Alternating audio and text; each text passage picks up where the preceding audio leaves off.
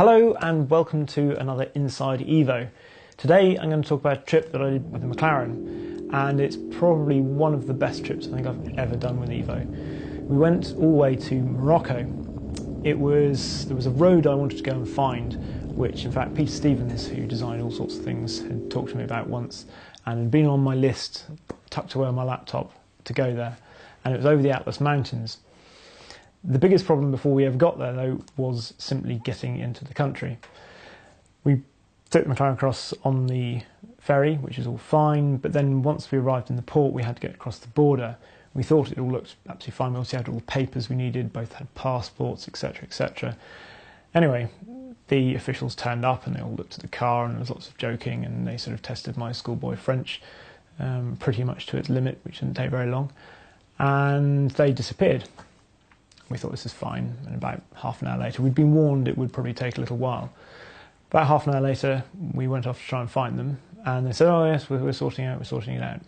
About another half an hour later, there was some sort of shift change, and people started disappearing, and other people started coming, and still no sign of our papers. Long and short of it was, we weren't allowed in. They claimed that the bit of paper we had could have been forged and that this wasn't good enough, and they were probably, to be honest, looking for some sort of bribe, but I was either too tight or naive to give it to them.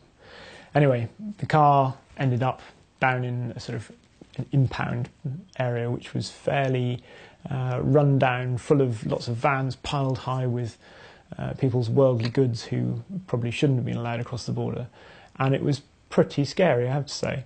Anyway, eventually went back the next morning, personnel change, whatever, we were allowed into the country, which was all a bit of a relief, and we headed to Marrakesh. Quite a long drive down there, but McLaren coped beautifully. It's a very good car for that. I know I've sort of said this in the past, that the McLaren is a car, you don't buy a supercar necessarily to be good at everyday sort of journeys or long journeys or motorway stuff, but the fact that it is means that you can attempt sort of more extreme things in it. And it's one of the reasons we chose it to do this journey. We arrived in Marrakesh and it was dark by the time we got there, and the traffic in the cities is just extraordinary. It's a bit like India, I suppose, and the sort of, I was trying to think where else it would be, like Italy, I suppose. Some of the cities there are just sort of, you seem to have mopeds and bicycles and angry small cars sort of approaching at you from all angles. We set off the next day and we had a big 350-mile loop that we wanted to try and do. And the first bit was to head towards the Atlas Mountains, fill up with fuel, and head over the Tizi and Tishkar Pass. This was the one that I really thought would be very good to drive. The scenery is amazing. It just seemed to change all the time. But once we actually got up into the spectacular bit, which you can see here, it's just the most extraordinary thing. Looking down, it's very high, and you could just see the road appearing at different points below you, and the exposure is pretty extreme. I remember looking over the edge. It was a right-hand drive car. I remember just glancing over the ledge and just seeing the road so far below was terrifying. It made my stomach just sort of teleport out. Seemingly, it was genuinely terrifying. At which point Dean obviously said that would be a very good corner to do some cornering shots on. So we did do a cornering shot there with the back end sort of swinging out towards oblivion, I suppose, practically. We then descended to the bit that I thought was going to be, to be honest, probably the boring bit, connecting the two passes that we wanted to do. But it was nothing of the sort. We went down and we were heading properly towards the Sahara by that point. And when we got out to the petrol station, I just remember opening the door and the heat just instantly we'd had the aircon on and all the cold old air just seemed to be sucked out and replaced with this really, really dry, arid heat. And it was just, I've never felt anything quite like it anywhere else I've been. The first thing we encountered when we set off again from the petrol station on this long sort of linking road, which we thought was going to be dull, was a sort of a sand tornado, I suppose. It's a proper sandstorm. It's coming straight over here by the looks of things.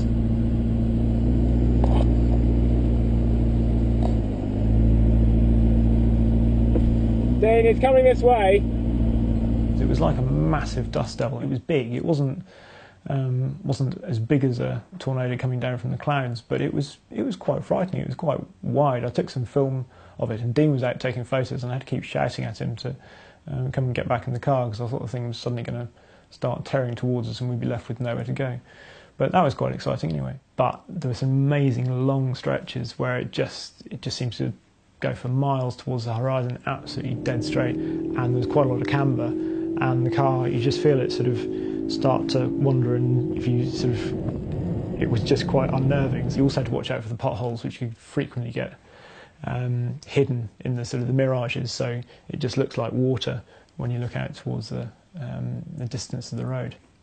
We carried on. Eventually we were thinking we were going to be doing the second pass in the dark, but just in time it sort of appeared, and we followed a bus up the first bit, and it was much narrower. This is the Tizian Test pass, and it really was sort of, there was a stretch of tarmac running up the middle with then dirt either side, and it was much more of a sort of, it's much more beaten up bit of road, and there was room really only for one car, and you had to squeeze past everything else. We spent a good 5 minutes watching the bus that we were initially following and another lorry just, they were inching, it was like they were sort of dancing, practically trying to rub past each other, and there was a moment where I really did think it was going to just fall off the edge. And the road was very, very different to the Tish car, but much wilder and in some ways even more spectacular, I think.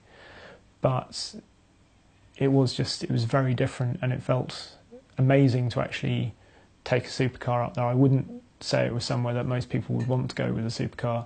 The McLaren did cope brilliantly. The ride is very clever. Made it up to the top, the little shop up at the top selling, I suppose it was quartz or sort of amethyst style rocks, which are amazing. There were people on the other road as well selling them. They chase you down the road, sort of going, you know, trying to barter with you. I did eventually buy one simply because the man chased me for so long, it just seemed wrong not to. We got to the top and it was just getting dark, and Dean stood on the top of this man's shop and took some photos, which was all quite amusing. We then headed back down the Tizian Test, and we'd sort of, it felt like the run home, but it still took hours to get down. And I suppose what would be the northern side of the Tizian Test was a much better road. You could actually get into a much better rhythm and bit of flow, and there was no traffic around at all. Although you did have to watch out for the potholes. I got quite expert at just sort of being able to spot a pothole, judge its severity, and the worst thing was obviously when there were two in close proximity, so you then had to sort of slide around one and round the other. But it was, we managed to make it down, and as we went down, it was the light was sort of bleeding out of the sky, and the views were stunning. We stopped near the bottom when it was dark, before we got sort of near Marrakesh, and with no light pollution whatsoever. Dean took one of the shots that I will remember for the rest of my life, which was the car parked up with all the stars above, and it was just amazing to be there with I say, no light pollution and the heavens above us, and no sounds, just the sort of the crickets. And it was a truly, truly magical thing to go and do. Lights on the McLaren aren't so great for driving at night, so that was interesting as we came back into Marrakesh. They were, however, better than most of the cyclists who appear to have no lights on their bikes whatsoever, which made life fairly interesting. In fact, some of the mopeds didn't have lights on either, which was also interesting. And I saw in a supermarket you could buy a moped. There was a picture, I took it, so hopefully it's up on the screen now, of a motorbike or moped you could buy for 75 quid, or 775 dirham or whatever it was, in the supermarket. So you can imagine you walk up to self-checkout and scan that through. But Morocco, yeah, undoubtedly one of the best places I've ever been. A really friendly country. The roads were incredible, and hopefully that's given you a bit more of an insight into what was undoubtedly one of my best road trips ever.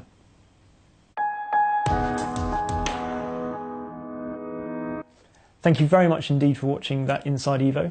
If you'd like to see a full, glorious McLaren road trip in a 12C, then we took one from Woking all the way down to Monaco, and you can see that if you click here.